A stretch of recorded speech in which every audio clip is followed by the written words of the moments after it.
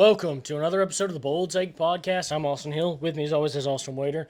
And today, we're talking about Week 0 in college football and getting ready to look ahead at Week 1. Yes. The first full slate of college football coming up. Yes. But we had a pretty appetizing Week 0, if I do say so myself. Probably the best week 0 I've seen. I don't want to say ever because I haven't watched every single week 0, but in the last couple of years, it probably was the best week 0. Yeah, and it was kind of a surprising how good it was because wasn't a ton of huge talent slated to play this week. Right. But in our first game of the day to open up the season, Georgia Tech takes on number 10 Florida State in Dublin, Ireland. And this game was honestly incredible for one side and disappointing for the other. Yeah. It looked like the whole game Florida State just couldn't find their footing offensively and defensively. And for Georgia Tech, it was just run fest. They got everything they wanted running the ball in this game and then some. And that culminated in a walk-off field goal at the end of this game. That leaves Florida State kind of with their heads hanging, asking, what's next?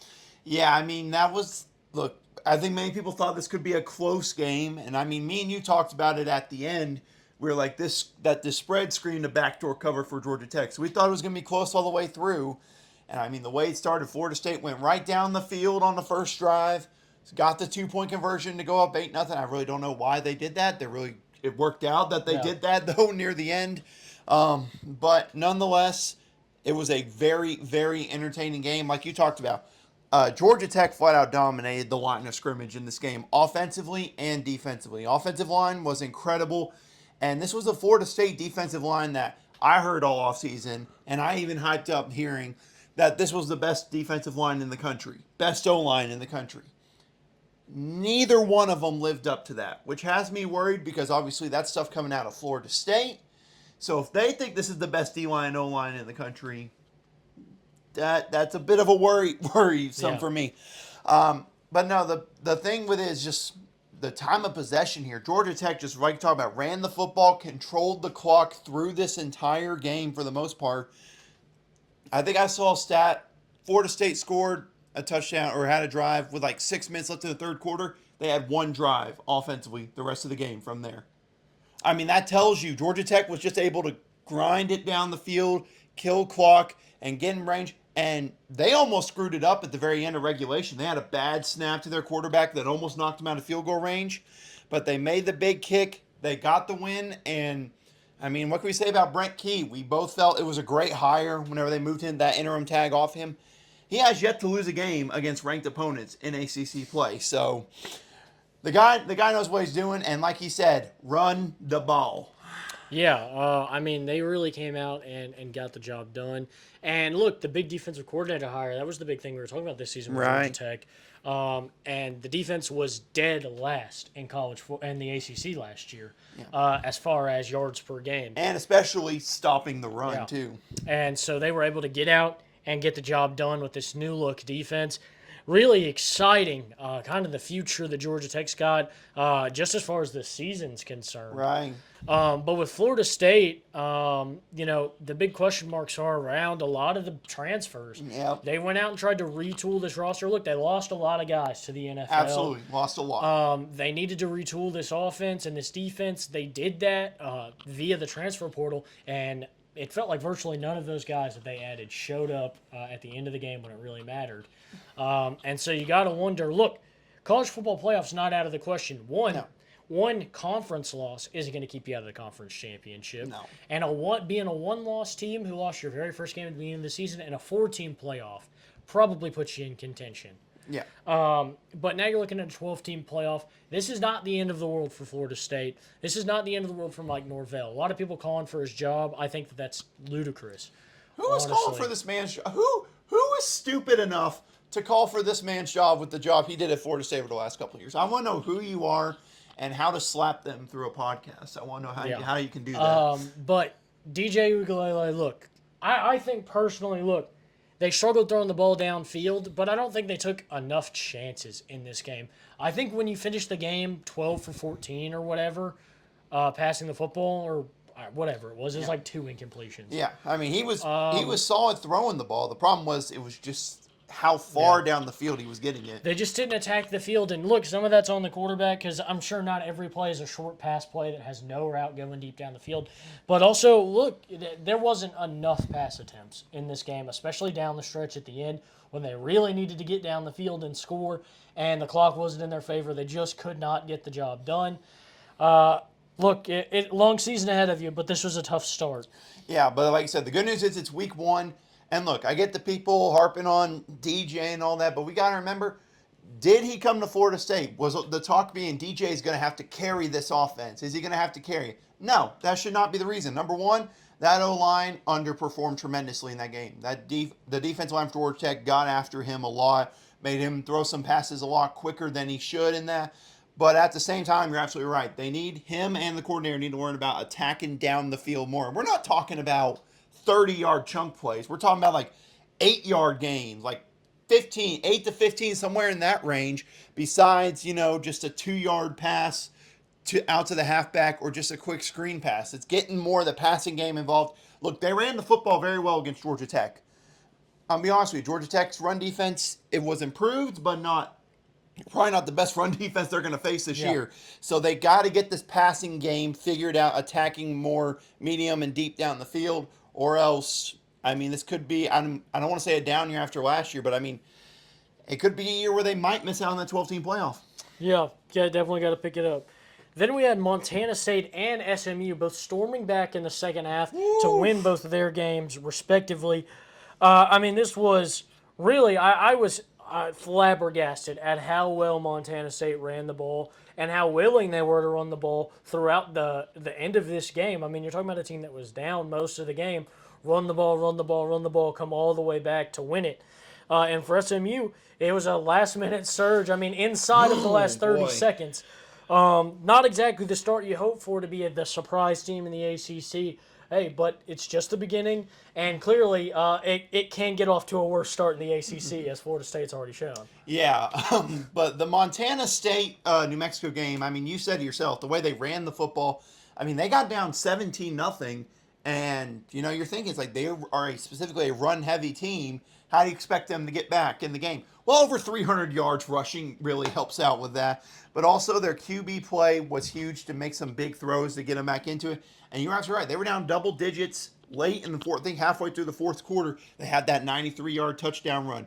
They get lucky that New Mexico receiver has the ball in his hands and just flat out drops it. And they're able to go down and attack and score that late touchdown. But, we got to remember Montana State was a 13-point favorite in this, so they did not cover. Shame on them. No, shame on them. But nonetheless, they were able to dominate on the ground. And New Mexico played better than I anticipated for them. They played better. Bronco Mendenhall, y'all got to remember, this is a man that took Virginia to an ACC championship. So he knows how to rebuild a program. It just might take a little bit. But SMU Nevada, what? And I don't even know what to say about this game. I thought that one would be close. But this one I said, okay, cool. I'll watch the first half of this one. I'll get something to eat, and then I'll warm up to try to stay up and watch Hawaii, late in the night. But this is not how it happened. Number one, Preston Stone, I'm just going to say, he did not look healthy at all out there. No, he did not look healthy until maybe late in the fourth quarter.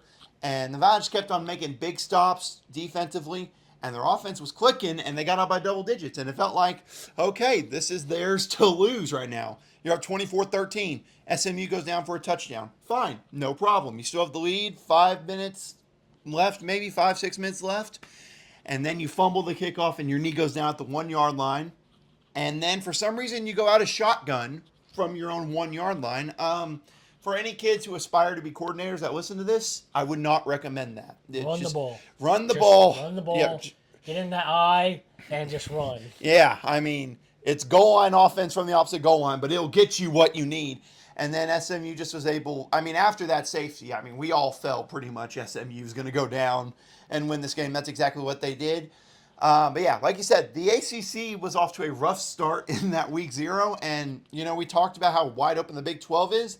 Maybe this ACC is more wide open than we anticipated based on what we saw in week 0. Yeah, not so cut and dry as it seems. And the final game we'll talk about here was Hawaii with a little bit of a beatdown on Delaware State, just not 40.5. Yeah, I have an apology here. I would like to take this time to apologize to absolutely nobody. I don't regret it. You know, Still didn't score 40. nope, they did not. They were close. They almost scored 40. And it still wouldn't have been enough. Yep, it would not have been enough. I mean, look, the way this game started, it was 14-0. I was like, at the end of the first quarter, I'm like, this is good. This is a good start.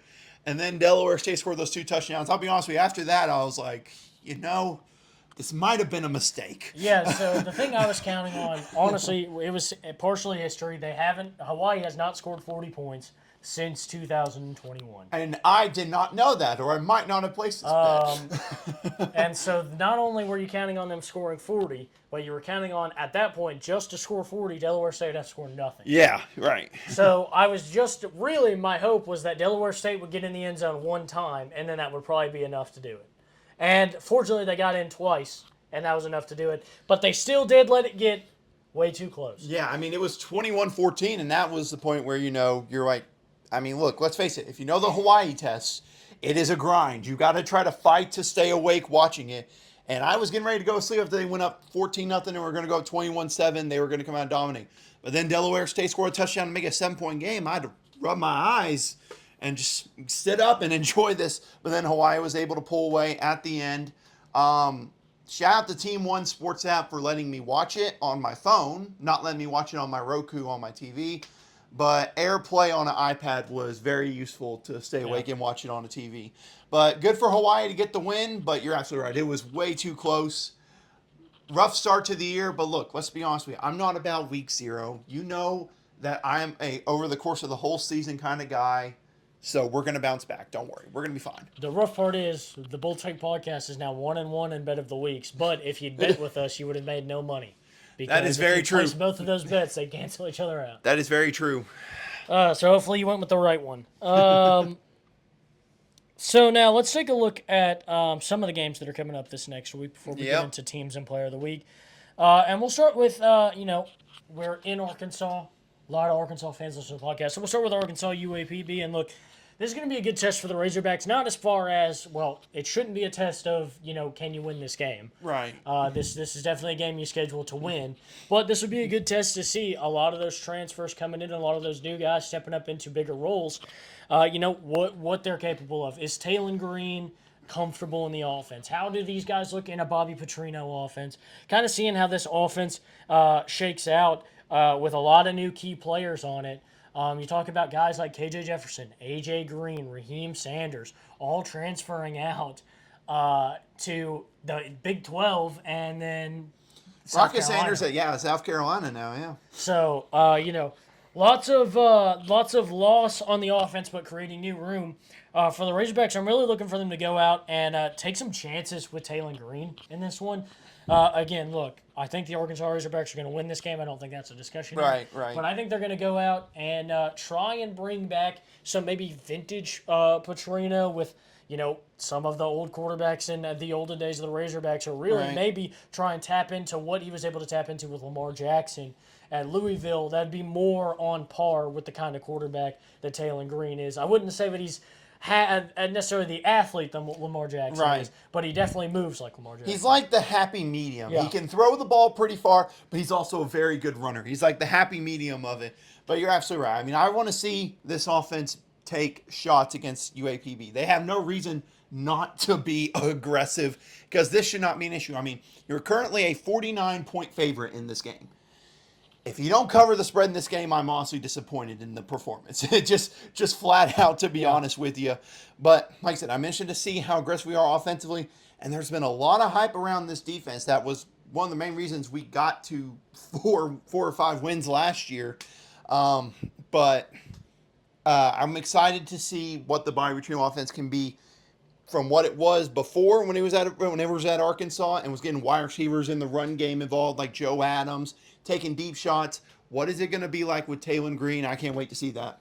Yeah, absolutely. And another guy to keep your eye out on is Monte Harrison. Yeah. Former Major League Baseball player. Coming back to play college football, 4 years eligibility. He's 29 years old. Just an insane story to watch in all of college football, but especially to see how he performs. Speedy guy. From what I know, played center field for the Marlins. He's got speed, so maybe a guy that you can use in some trick plays, deep threat. But we'll see how it pans out. Hey, I mean, center field, he's got a pretty good arm. Yeah. I'm just saying. And I mean, if I had to choose between playing for the Marlins or going back playing college football, I would pick college football as well. He wasn't playing for the Marlins, so he was a free agent when he decided to come back and play college football. So I don't think there's much of a choice there. Then let's take a look at UNC and Minnesota. This is going to be two teams that have basically completely new looks. Right. North Carolina obviously losing Drake May to the NFL draft, and look, they don't really have a clear go-to guy. I mean, obviously they've named a starter for the season. Right. But look, when Sam Howell was on his way out, Drake May was the guy. Like, Right. we knew this was the guy. I mean, honestly, there were talks about Drake May taking over for Sam Howell his first year there. And so, that ended up not happening. But it just doesn't feel like there's that same certainty. Arkansas man Jacoby Criswell Is back at UNC. back at UNC, which I think is the right move for him. Maybe go somewhere where he's going to have a little bit of a better chance. Yeah. Once he for sure lost because they let him have a bid for the QB job, which I think is completely fair to him. But I don't think anybody saw that job going to Jacoby Criswell in the Razorbacks. Honestly, if they were going to stick to Jacoby Criswell, they probably wouldn't have got out and gone somebody in the portal. Yeah. But lots of opportunities up there in UNC at quarterback, and so we'll see how the passing game comes along. But in the running game, this is where UNC is going to look to hurt you. Oh, Amari Hampton's going to be a beast for them in the run game. I don't officially. Is it Max Johnson, the former A&M QB? I think so. If he was, okay. I didn't know if he was officially named the starter yet. But yeah, this will be interesting to see with North Carolina. They'll have an experienced QB, but you're absolutely right. Omarion Hampton. I've used him on college football 25 a lot with UNC. He's very good in that game. I'm imagining he is very good in real life as well. So I think he'll be the key part of this offense. But look, North Carolina's offense should be able to score points. This defense is going to be the question over all of them. And they're playing a pretty stout unit in Minnesota who you know what you're going to get from them. Good defensive team. Really strong offensive line. We'll be able to run the football. Maybe pass it. They do have a new quarterback who a transfer from New Hampshire. The name has... Max Brosmer? Yes, thank you. I couldn't think of the name. Transfer from New Hampshire, I believe.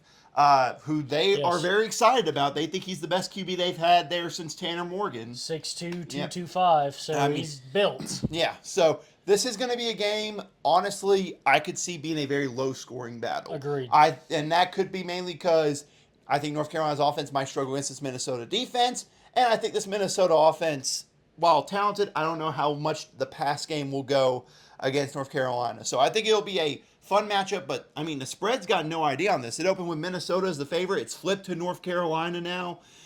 People are expecting a close game, and, we saw week 1, Thursday night, Minnesota last year, how fun of a game that was. Hopefully this one can go with it. Yeah, absolutely. And when you look at Minnesota, it's going to be all about figuring out the quarterback position. Like you said, they got a new transfer coming in. They had terrible luck at quarterback last year. Yeah. Injuries, bad QB play, you name it, it was all there. And so, they bring in this transfer, and they look to establish themselves, as a better passing team. Maybe something they hope will take them to the next level in that Big Ten and maybe having a better passing game. But you're right. It's a good defense, probably low scoring, especially if Minnesota can establish the passing game. Yep. Could be two run-heavy offenses with gritty defense. It's going to be certainly a close game. It's a game that if you want a high-scoring football, you might not want to tune in for. Yeah, don't watch this game. Then we've got Temple OU, and I really only want to highlight this game just to talk about, Oklahoma had a good year last year. Probably could have made a push for the college football playoff last year had it been 12 teams. I don't know if they officially fell into the top 12, but they were certainly close. But now, no Dylan Gabriel. He's gone as a graduate transfer to Oregon to be their starting quarterback. And so now it's time for the former 5-star, redshirt freshman, I believe, Jackson Arnold to take over and kind of try and show some of that talent that's been hyped up. Yeah, there's a lot of hype around him. There's a lot of hype. He played in the bowl game against Arizona last year and was not bad. Had a couple of turnovers, but obviously that's a bowl game from his first start after Dylan Gabriel transferred. But look, this OU team is going to have a very strong defense. Brent Venables has gotten that defense better and better every single year. This will probably be the best defensive unit he's had It comes down to what they can get out of Jackson Arnold and this offense. If they're able to get a good bit out of him and he's super fun, this could be a year where they could compete near the top of the SEC if we're thinking about it. But the defense will keep them in a lot of games this year. It comes down to how much will they get out of Jackson Arnold this year. Absolutely. And, we talk about Brent Venables, and look, me and you both thought that he was a guy that deserved a head coaching job, excited by this move to Oklahoma. But he's been downright impressive at Oklahoma. Kind of struggled in his first year, but the way he's built up the defense in, when they were in the Big 12, a conference not known for defense. I mean, teams phoned it in. First to 40 wins every single game. It was just shootout, shootout, shootout. He brought a defense, established this team, and brought his defensive-minded abilities to make this team a better team in preparation for headed to the SEC. Obviously, that's what this hire was for Oklahoma when they made it. Lincoln Riley left, and they knew they were about to hit the SEC, and they needed to start developing a defense now if they weren't going to have Lincoln Riley, this offensive guru. Right. And so now that they're in the SEC, a great defense, and what could be a star-studded offense, barring some breakouts from some young talent. We saw how good Gavin Sawchuk was last year as a freshman running back. So a sophomore running back, a freshman quarterback. So could be years of excitement for this offense set in this season. But I'm interested to see how they play in this game against Temple. Kind of some of the chances. Kind of similar to what I said about Taylor Green. Just some of the chances they'll take throwing the football. Right. Because they know how well they can run the ball. They should beat this Temple team. How risky are they going to be in getting Jackson Arnold comfortable in this offense? Or, even not just getting him comfortable, but if they don't come out and take a lot of chances, is he comfortable in the offense? Yeah, exactly. That. So, just answer a lot of questions, and we'll see kind of what this unit's made of in a game that they should win and they should dominate. Yeah, they should win. They should dominate. That's no question. Temple lost a lot from their team last year that was already not the best team in the world. So, this shouldn't be an issue for OU. But, getting Jackson Arnold comfortable in some sort of aspect for that offense is going to be the key to any success for OU this year. Absolutely. Let's pan it over to TCU and Stanford. I think this will be an interesting game to watch. This is kind of just a pick for me because Stanford, first year in the ACC, they kind of have high hopes about the team this year. And TCU, look, we're 2 years removed from a national championship. Last year was beyond disappointing. Right. And look, they had flashes, but they were really supposed to kind of hit it in stride and kind of take that next step. Had a year with their first-year head coach that goes to the national championship, and you think this is the next step, and it just was downhill almost from the first week. They played Colorado early in the season and had a tough loss. It wasn't the best shake. And so, look, they're looking to get back in shape, try and make a run at the Big 12 that could potentially be open, depending on, the top players really moving out of the Big 12. So maybe to take some chances. So I'm interested to see two teams kind of looking to affirm themselves, one in a new conference and one looking to get back on top. I just think this will be a fun matchup to kind of watch and see who prevails in kind of this battle to prove yourself early. Yeah, and hey, it's Friday night, 9:30, so you could go watch some high school football like I'm covering high school football, and you could come home and you could get a good, fun matchup of two Power 5 teams. I'm high on this Stanford offense this year. The Stanford offense has potential. Ashton Daniels coming back at quarterback. Alec Iomanner. We know what he could do last year against Travis Hunter, one of the best corners. I was just about to say, one of the best corners in the game. So we know what he can do. So getting the ball in his hands will be key. For TCU, I'm interested. Second year under Kendall Briles as the offensive coordinator. How will he implement that system more there? This is a fun, unique matchup. Obviously, TCU is the favorite expected because of Stanford from last year. But this is a late night game. It's a trip from Texas all the way out to California. It could be a tricky game for TCU. So, if I was going to lean a bet for this game, I'd probably take Stanford plus the points. Yeah, I'm with you there. This is going to be a close call, tough game. And like you said, it's a trip. Maybe that advantage kind of lies with this Stanford team. Right. And it looks like, brand new quarterback play from TCU. They were hoping to have some consistency last year, and they don't. So kind of completely starting over from new. So I'd probably go Stanford in this game, just like you.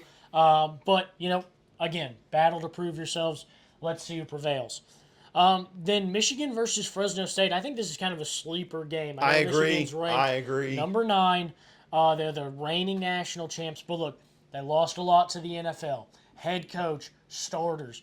It's going to be a lot of guys that were on this team, helped build up this team to where they got last year. But I think marred by controversy, marred by, fresh faces in new places. This could be a really big turning point. The big thing for them, they like to run the ball. That was something that they did all year. Even when J.J. McCarthy had a 7-game stretch where he couldn't throw over 50 yards, they still ran the ball and dominated, and they've still got Donovan Edwards. So all else fails, this team can run the ball. My big worry, this Fresno State team is electric. Throwing the ball. Mikey Keene, need we say more? We like this guy. We talked about this guy a lot last year. We talked about him a lot in our preseason preview. I think that Fresno State is going to give Michigan a good fight. Yeah, I mean, I really think they'll give them a very good fight. And I mean, look, for what you talking about Michigan, they should be very solid defensively still. They should be able to run the football. It comes down to their quarterbacks. Alex Orji, how is he going to do? I think he's thrown one touchdown pass or one pass so far in his time at Michigan. Yeah. How can they get him comfortable passing the ball? And that's really the storyline we have from some of these games, some unproven quarterback play. Look, Michigan is far and away the better team here. But if they're not able to run the football against this Fresno State team, how can they get Alex Orji comfortable throwing the ball against them? And we already talked about it. This Fresno State offense will be electric. Mikey Keene coming back again. We saw what he did against Purdue week 1 last year, going on the road and stunning them.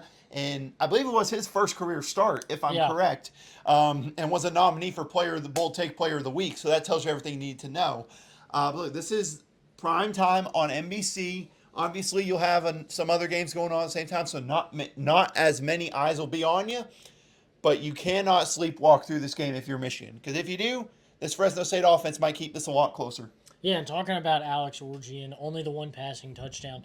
Another big thing, when he came on the field last year, they used him as an option quarterback mostly. A lot of read options, a lot of fake like QB draws, gives. They didn't do a whole lot of throwing the ball when he came on the field, whether McCarthy was injured or they brought him in just to have that option trick. So, yeah, it really is going to be about proving that arm talent in this big game for Michigan, and can he do it? And then another fun game I think might be interesting to watch, Penn State versus West Virginia. Yeah. Look, Penn State, a far and away better team. They should win this game. But Penn State, usually it's later in the year. They find a way to lose these Power 4 games, these not so big games. Usually it's a Big Ten conference game, but this game won't be. But it's early in the season. Look, don't get caught looking ahead to the season, trying to prove yourself in these later games, these big tests and challenges that you're going to have in this new look Big Ten. Come right away and try to prove your offensive capabilities. Look, another new offensive coordinator, Drew Allar, is, it's now or never. Time for this Penn State offense. We know they've got a fierce defense. We know they can run the ball. Can they throw the ball successfully? Can they avoid getting stunned by West Virginia? Yeah, I mean, look, they're going to Morgantown to a West Virginia team who had its best season last year in a long time. I think since Will Greer was the quarterback there. So I see what you did there. Very nice. But look, I think this is a very interesting road test. Like you mentioned, new offensive coordinator. This is a Kansas offensive coordinator from last year. It was an explosive offense at Kansas last year. I think this will be a great game. Almost was my bet of the week picking West Virginia plus 8.5, just because I think this will be a close game. I think West Virginia absolutely has an elite chance when they're a really good team and they're playing at home. I think they have a very good chance. But if this Penn State offense can come out strong, throwing the football, you're absolutely right. They could win this game by double digits. Yeah, I think it's really up in the air. Like we said, on the road, that's my biggest question for them. It's coming out on the road early in the season. It's going to be rough and rowdy at West Virginia. Can you overcome all that adversity? I mean, that environment's going to be incredible there. Like we said, last year was incredible. I mean, Pat McAfee and his crew's going to be in town the day before the game. There's going to be so much build up to it for West Virginia fans. Can Penn State go in there and handle that environment? And then the last game we'll talk about for our game previews is Boston College versus Florida State. And the big highlight here is, look, another ACC game from Florida State right out of the No pressure. No pressure. A team you should beat. Tell me if you've heard this one before. A team you should beat in ACC conference play. Look, facing Boston College, look, had they won this game handedly last year, even if they had limped away from that game and still won against Georgia Tech, I'd say you're in good hands. I'm confident they'll come out and they'll get the job done. They'll be able to showcase. But now you're playing Boston College. You've already been stunned once. Now you got to avoid that. There's more pressure on Florida State now than there was before. And I don't know. I just don't know. The fortunate part, you're back home. Yeah, that is a very fortunate part. You're back in Tallahassee. You can calm down. You'll have the fans on your side. But some would say they had the fans on their side. In Dublin, Yeah. It was decked out in Florida State attire. But regardless, you're at home. Get the job done in ACC play. Get yourself to 1-1 on the season, 1-1 in conference, and put your season back on track. Throw the ball a little bit more. Don't get stunned 2 weeks in a row. Yeah, I mean, and the big thing for me, obviously, is look, you take a look at last week and what happened there. Obviously, you could potentially start 0-2, not just in the season, 0-2 in conference play. You're basically, that might as well be a playoff eliminator in itself right there. But look, this is a Boston College team that made a bowl game last year. They have a new coach coming in, Bill O'Brien, people got to remember. And hey, we're just saying, we've seen last year on Monday night, an ACC underdog went out and dominated another team that struggled throwing the football. I'm just saying, we've seen this story before. But for Florida State, I mean, you're absolutely right. They cannot overlook this game. The good news is, like you said, they're at home. That should hopefully help them out in this game. If it doesn't, I don't know what does. But I mean, it's clear the favoritism for them has fallen down. Started at a 3-touchdown favorite. It's dropped all the way to 16.5. I mean, people do not have a lot of faith in Florida State to dominate this game. If they want any chance of getting back near the top and staying maybe close to where they were after the loss to Georgia Tech, they need to dominate this game. Absolutely. They need to get eyes back on this offense. Now let's cut to those teams and players Yes. of the week. Woo! And let's start with team of the week since there weren't a lot of options. Obviously, just not a lot of teams playing. So I'll start with mine. At number 1, I had Georgia Tech. Obviously, this was the biggest win of the season so far, obviously. And it comes in the very first game of the season. I would love to know the stat, if anybody can find it for me. When's the last time a top 10 team played in the season opener for the entire college football season and lost to an unranked team? I'd venture to say never. I was about to say, especially with week 0, I really can't think of. I know Florida and Miami played in Orlando, and Florida was ranked in the top 10, but Florida won that game. So that's the only one I can think of for week 0. Yeah, so, lots of that, maybe history there. So I liked Georgia Tech, obviously. At number 2, I had Montana State. Look, we talked about it. I was in love with this comeback performance, especially by doing it 300-plus yards on the ground. They took every chance they could on the ground and got the job done. At number 3, I had SMU. Stayed in it till the end, kind of proved how resilient you are, but it doesn't bode well for what could come in the ACC. At number 4, I've got Hawaii. I thought that their offense really went out and stepped up and made some big plays. I was really impressed with the way they used their quarterback, threw 2 touchdowns, rushed for 2 touchdowns. If they can have that kind of dual threat ability, maybe this Hawaii team could potentially sneak into bowl eligibility. If they can have that kind of offensive success. Hey, the run and shoot, I'm telling you. Run and shoot could be fun. They've had success before. And then at number 5, I put Delaware State purely because they covered like I said they would. Okay, whatever. So mine, pretty similar to his because like we said, not a lot is changed. Number 1, Georgia Tech, like he said, enough said on their win.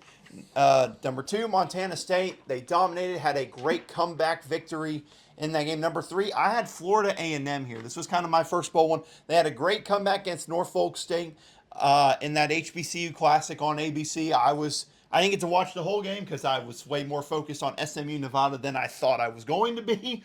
And then number 4, Hawaii. And similar to that, number 5, I had Delaware State too, just because I didn't want to give SMU any credit because I wasn't going to put them on the team of the week because, frankly, I don't think they deserved it. Fair enough.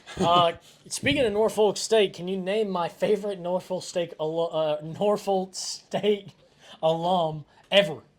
Basketball player, right? Basketball Kyle player. O'Quinn. Kyle O'Quinn. Yes. There we go. That's what you From like the to see. legendary upset over Mizzou in, was that 2012? Yeah. It was the same. It wasn't the same year that Lehigh upset Duke with C.J. McCollum. Yeah. So 2013. 2013. Okay, but yeah, Kyle O'Quinn. Random shout out, Kyle O'Quinn. Knicks legend Kyle O'Quinn. So then let's head over to Twitter and Instagram, where Georgia Tech clean sweep on 4 polls, Yeah. which makes your team of the week, no doubt, not even Georgia close. Tech. This was a no-brainer pick. This is the best team of the week, and the biggest win of the week, and the biggest win of the season so far. Yeah, I mean, this was one. I mean, I'll be honest with you. When we uploaded the polls, I looked down and I said, I'll be honest with you, I really don't. I see why we do, but at the same time, I'm like, I'd be shocked if Georgia Tech doesn't run away with this thing. I mean, they rightfully deserve to be the team of the week for what they did in a game where everyone was watching them. Yeah, it was an important moment. They didn't come out and take, keeping it close as, their consolation prize. Yeah. They went out there and they won the whole thing, and I think that's really inspiring and honestly incredible. Let's get into those player of the weeks, though. You want to kick us off on this one? Sure. So we had some unique ones on here. Obviously, like we said, there was not a lot of options, so we kind of went unique. Number 1, I had Adam Jones, the running back from Montana State. I know we talked about the overall ground game for Montana State was key, but this guy had the 93-yard touchdown run that really sparked the late fourth quarter comeback against him. And he led the team in rushing, 167 yards, and that big touchdown led the comeback. I have him at number 1. Number 2, and I almost put him number 1, that Georgia Tech O-line. The Georgia Tech O-line dominated this game. 190 yards on the ground, 5.3 yard average per run. They were picking up a first down almost every 2 plays if they wanted to run the ball. Yeah. They had 3 touchdowns, and a big one to me, they played a talented Florida State D-line that was supposedly talented. 0 sacks allowed for Haynes King. They kept him as clean as he could before he took off running and was running over Florida State players. Number 3, I had Daniel Richardson, the quarterback for Florida A&M. Like I talked about, they had a great comeback win. He was 22 of 30. He had 286 yards, 3 touchdown passes in the game. He was very impressive in their win over Norfolk State. And number 4, this is one I guess I had to give someone from SMU credit. R.J. Maryland, one of the best tight ends probably in the country. That's probably underrated. Over 100 yards, Stephen had the game-winning touchdown. I think it was like 34, 35-yard touchdown reception. But he was the reason they got that win at the end of that game. So I had to give him some credit and put him in there. That's what I like to hear. All right. Players of the week, you're going to see a pretty different list here. Yep. How crazy is that we have a pretty much a different list and it was only week 0? Yeah, so we went out and we tried very hard. At number 1, I had Jamal Haynes for Georgia Tech. Look, the yardage wasn't on the ground, wasn't, necessarily incredibly jaw-dropping. 75 yards is a good day. Right. But to me, it was the big 2 rushing touchdowns that really helped keep this team in. They were physical, tough runs. And look, just when it felt like you knew what they were doing, Florida State would try and crowd the box, bring safeties down, whatever. He was slipping through for a 20-yard run. Plus, I mean, the one play where he broke 2 Florida State players down to their knees and cut to the outside, it was incredible. Yeah, just had a really great game. So I had to put him at number 1. At number 2, I put the Montana State running back room as a whole. That was Adam Jones, who you already named. He's a freshman running back, 167 yards and 1 touchdown. And Scott Trey Humphrey, who's a sophomore running back with 140 rushing yards and 1 touchdown. That's honestly just incredible numbers from those 2 guys. 207 yards combined and 2 touchdowns for those guys. I'd hate to be a defense facing that kind of run game. Yeah, good luck to the rest of FCS trying to stop them. Good luck. At number 3, I had R.J. Maryland from SMU, the 164 yards and 1 touchdown. I mean, that's an incredible game from a tight end. Over 150 receiving yards. That's a good game for a wide receiver. Yeah. So you really like to see that out of your tight end and really showing up and showing out in a game where there wasn't a lot of showing up and showing out for SMU. No, not at all. At number 4, I had Hawaii quarterback Brady Shager. Shager, I think is how you pronounce it. I could be wrong. Don't you know my history of pronouncing names, so don't go off me. Like I said, 208 passing yards, 2 passing touchdowns, and 2 rushing touchdowns. Really good game for a quarterback, hoping to keep some of that success. And at number 5, I had Amari Harvey, DB from Georgia Tech. This guy had 6 solo tackles and 2 assisted tackles, but he had a ton of huge plays on 3rd and 4th down where they tried to get those quick, cheap first downs, and he stayed down by himself and made those open field tackles. I was incredibly impressed with the way he tackled the open field. Yeah, incredible performance. But let's take it to you guys now. And on Instagram, Jamal Haynes and the Georgia Tech O-line got some extra points here. And then Adam Jones and Scottrey Humphrey, Georgia Tech O-line, and RJ Maryland all took home votes on the polls. Yeah, we had a lot of engagement and a lot of indecisiveness. It was up in the air. But that led us to getting the Player of the Week. And you love to see this. From Montana State, Adam Jones is our Player of the Week. There we go. How unique is that? We're not to be mean to Montana State, but I'm sure we are not going to have another Montana State person as our Player of the Week. At least I say that. If they run the ball like they keep on doing, he might make another appearance. But big congrats to him. And how about that week 0 last year? We had team and player matchup. Not the same this year. Yeah. Look, we had limited options, and we found a way to be different. We diversified it. Boy, oh boy, this was a great first week of football. But now let's look ahead to our game picks, break down a couple of these bigger games, and get ready for what next weekend holds. Yep, first full slate. It's Labor Day weekend. Cancel any other plans. You got 5 straight days of football starting on Thursday. Absolutely. And look, let's start on Thursday night. Look, this is going to be a big game. A lot of eyes on this one. At least my eyes will be on it. Colorado versus North Dakota State. I don't think a lot of people are giving enough credit to North Dakota State in this game. They think Coach Prime's going to come through and breeze against North Dakota State and the Bison. What do you think? I mean, I don't see it being a breeze in this one. Look, this North Dakota State run game is always incredible. Similar to Montana State, they will run the football right at Colorado. So I think this stays a one-score game throughout most of it. But at the very end, I do think Colorado at least gets out with a win. But, I mean, anyone who thinks this is going to be a breeze for Colorado, I don't see it. This North Dakota State run game will be good. And if they're able to make some big plays in the passing game, they could win this game outright, just honestly. And like you talked about, this will be 7 o'clock ESPN. This is what everyone's going to be paying attention to that opening night besides North Carolina and Minnesota probably. Absolutely. I'm taking North Dakota State in this game. I had a feeling you were going to go with them. Look, I'm just flat out not impressed with Colorado.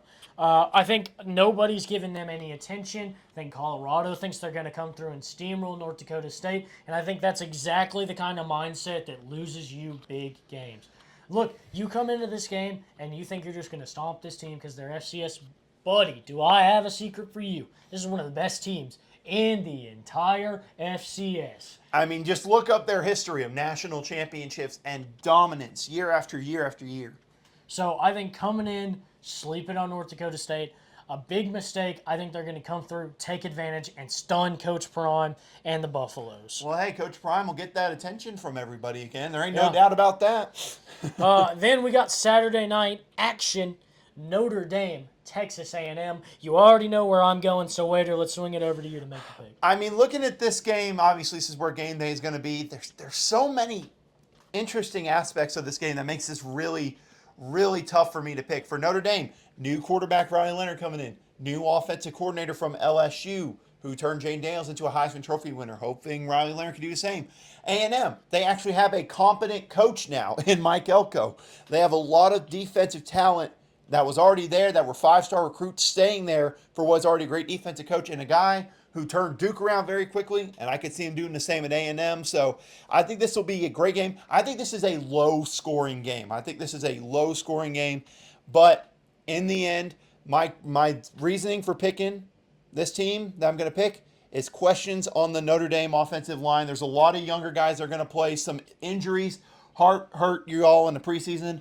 I think the A&M defensive line is able to get pressure to Ryan Leonard, and they at least win the game. It will be very close and very low scoring. I'm going to give it to A&M, though. I'm sorry, Austin. No, you're all good. I understand. I think this is a close game. I think Texas A&M's got a good, competent team this year. My big question is inexperience. A lot of new pieces, a lot of new faces. Look, a lot of guys jump ship on this team. A lot of new guys join ship on this team. Yep. And there's guys that were on this team that are getting thrown into new spots. I think Notre Dame is in a more comfortable position. I think defensively is going to be the big thing for us. I don't know how competent this Texas A&M offense is going to come out. And if they can't come out gunslinging and getting the job done, this fierce defensive line and best secondary in college football right now at Notre Dame is going to make it very, very hard to get stuff done. If they can't come out and execute right away, I don't care about the fans. I don't care about anything else. If they can't move the ball against this defense, they are going to struggle. But remember, Colin Klein, the Kansas State almost Heisman Trophy winner, people forget, is the new offensive coordinator there at A&M. So that will be an interesting aspect as well. Absolutely. Then let's spin it over to Clemson versus Georgia. This is a big-time top 15 matchup. And it kicks your day off at 11 a.m. Absolutely. This is going to be a show. Who you got? Oh, man. I mean, look, I'm going to go with Georgia to win the game, but I do think Clemson's defense will keep this closer than I think. Honestly, I think Clemson could cover this spread maybe. It'll be close for me, but I think Georgia will win the game. The Clemson defense will be able to do good, I think, and at least somewhat slowing down the Georgia offense. How will that Clemson offense be able to go against that Georgia defense is the reason I can't trust them against Georgia. Yeah, I'm completely with Plus, you. it's in Atlanta, not to mention. Yeah, I don't have any confidence in this Cade Klubnik-led offense. He didn't wow me last year. He didn't reel me back in with their luck run at the end to win a couple games and win their bowl game and kind of salvage the season. I'm just not sold on this offense's execution. And how will this team look with Phil Maffa taking the load of carries Phil this Maffa? year? Phil Maffa. I think Maffa's a good running back. He's certainly talented. But he's going to have a bigger workload, and I wonder what kind of toll that might take on him after having splitting time with Will Shipley pretty successfully last year. Not to mention he's going up against a pretty talented Georgia defense. Absolutely. So I like Georgia in this one. I don't think it'll be particularly close. Then we've got Miami versus Florida. Oh, my gosh. An early test for the Miami Hurricanes, who, look, they've put together a nice-looking team with the transfer portal and recruits. They look like they're in good shape, facing a Florida team that had its ups and downs last year. But, look, it's an in-state rivalry. This is going to be a bad blood city. Who you got? Can I just say this game, out of all the games for week one, was the toughest for me to pick. This is incredibly tough for me, and that includes me being a Miami obviously stan this year with Cam Ward. But the one thing I love about this game, I can talk about two in-state rivals, but this isn't a neutral site matchup. They're doing this in Gainesville, in the swamp. That environment will be incredible. And I know there's a lot of hatred about this Florida team for this year. They have such a tough schedule and all that. This is a good football team. People got to remember, this is a good football team. But they just have such a tough schedule, you wonder it. However, I think one thing that could help them out in this game and the game later down the line against UCF, both those games, they get on home field. And I think that's the difference in this game. I think Miami can come in. I think they have potential to win this game with their talent, but I think there's some question marks still there. And like I said, I'm going to give some home field advantage to Florida. And in my preseason predictions, I did think Florida would beat Miami, but I thought Miami would be able to handle the ACC. So I got the Florida Gators in a little bit of an upset. I like it. I'm going to go against you on this one. I want to pick Miami. Look, I know it's going to be a lot of pieces kind of getting used to playing each other, but we've seen the talent of Cam Ward. This won't be about finding his footing necessarily as far as, can he handle the pressure of playing, a bigger time team. But it will be about, kind of getting comfortable with this offense and with the players around him.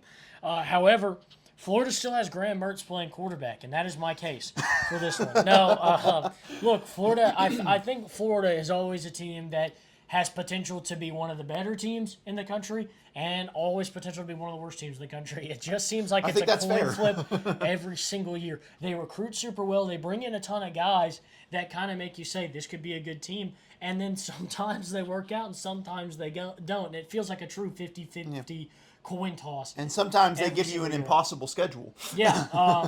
But look, my big thing is I think the Miami offense will be going early and often, and I don't think Florida is going to be able to establish that offense. Look, Graham Mertz had that incredible first season at Wisconsin. He stole Jack Cohn's job, Yep. sent him packing to Notre Dame, and then he has not matched that success No. one time since. And for a team like Florida that seems to rely pretty heavily on throwing the ball, especially now that Trevor Etienne is transferred to Georgia, one of their biggest rivals, and especially in conference, I think it's going to put a hurting on this offense. And with Miami, I think they're just going to go, and get the job done. I like the Hurricanes in this one. Okay. Our final game we're going to pick, you knew it was going to be here. This is a huge matchup, huge test at the beginning of the season. USC, LSU. In Vegas, nonetheless. In Vegas. This is going to be a ball game. And two teams, the last two Heisman winners, have played for these two teams. And now both teams have to take the new guy and let him showcase. I think this is the perfect matchup for both of these teams. Neither offense is super comfortable with their quarterback position as far as actually playing in a big game. They're going to go out and show out. The big question is going to be USC's defense. Look, you fired Alex Grinch. You've been trying to do a better job building a defense, knowing what comes in the Big Ten this year. And so that's, I think, the biggest question mark here. Yeah, I mean, not only that, remember LSU fired their whole defensive staff, brought in Missouri's defensive staff from last year. So, Probably a good idea. Yeah, I mean, there's new nuances for both defenses and, like you talked about, two new quarterbacks completely for both sides, and you're doing it in Las Vegas nonetheless. This is a very interesting matchup. I love that it's on Sunday night in its own spot by itself. Obviously, with LSU the last 2 years, the solo Sunday night game in week 1 has not gone in their favor. Shout out Florida State for those. But I look at this game and I think about it. To me, it comes down to which defense can get that one or two last stops to ultimately win this game. And listen, I think both defenses will have their struggles in this game, but I trust in the LSU defense just a little bit more. I think both offenses will score, but I'm going to go with the LSU Tigers to win. I'm completely with you on this one. Look, LSU, like you said, a completely new staff coming in from Missouri. Missouri just happened to have a pretty good defense last year. Right. And they get to inherit one of the crowning jewels in all of college football's defensive players in Harold Perkins Jr. Make him rush the passer, please. And this time, hopefully, he won't spend a lot of time being a coverage linebacker that he is not good at. This guy is fast, quick, and strong. Let this guy get on the defensive line, make offensive linemen's nights terrible, and terrorize the quarterback. That's what he's great at. And look, it doesn't matter who's back there at quarterback. He's so fast he can track anybody down. Yeah. I truly think this defense is going to have a great showing. I think this game is going to be close while both offenses try and figure it out, but I think the LSU defense gets the big stop when they need it. Absolutely. Whew. Let's get into that bet of the week now. Come on. You love this segment. Yep. Everybody does. What's your bet of the week? We went head-to-head last week, and unfortunately, I got the knockout punch there. This one, if we do the same one here, I don't know what to tell you guys. But this isn't rigged, we promise. For me, I look at a game, and there was many I was choosing between. Number one, almost chose West Virginia against the spread against Penn State. Number two, another one I was considering that I'll still do, Wyoming against the spread against Arizona State. That's like a late night Saturday night game that I think could happen. But, I always think back to this great quote that I hear. Life is too short to bet the under. So don't. This is why I'm taking over 64.5 LSU USC. These are two new defenses. Wow. I think it's going to be a fun game that will have a lot of points. Give me the over 64.5 for LSU USC. I can't believe it, but we don't have the same bet this week. Oh, thank goodness. I think I might know where you're leaning. I've been reviewing the tape, and game time decision, we're going to audible to something that I think is a little bit more fun. Ooh. I'm going to go Fresno State plus 21. I think that's probably some of the easiest money you'll make in your entire life. There's just a lot of new pieces on Michigan, and even if Michigan wins this game, which I don't really think they will, I think Fresno State's got the pieces to keep it close, while Michigan still tries to figure it out on offense and on defense. I really thought you were going to do like North Dakota State, like money line or something. I liked North Dakota State money line, but I think now that I made it as a game pick, that's kind of almost like a lock. Right. That would be where I would bet there. So I wanted to go with something a little bit different. Go with a little spread action, and for free money, I don't have another one loaded up. So you'll just have to deal with it. Bet my game picks or something. Yeah, bet our game picks. You could. I think we only agreed on what, one? Yeah, so maybe don't bet our game picks. Hey, I mean, listen, I think this is going to be. Listen, we talked about last year. Week 1 slate was kind of, not as big as usual. This is a great Week 1 slate. You got some fun games Thursday and Friday night. A whole bunch of great games Saturday. Sunday night, you get a fun matchup of two teams that are still trying to figure out defensively, but should be a lot of points. And then Monday night, you got a team who already got embarrassed on national TV in Week 0. They got to live up to it on national TV in Week 1. Yeah, going to be a fun, action-packed Week 1 slate. But with all that being said, that'll do it for us here at the Bold Take Podcast. NFL season preview next week. Tune in, folks. You're going to want to see it. That's Austin Waiter. I'm Austin Hill. We want to thank you for listening.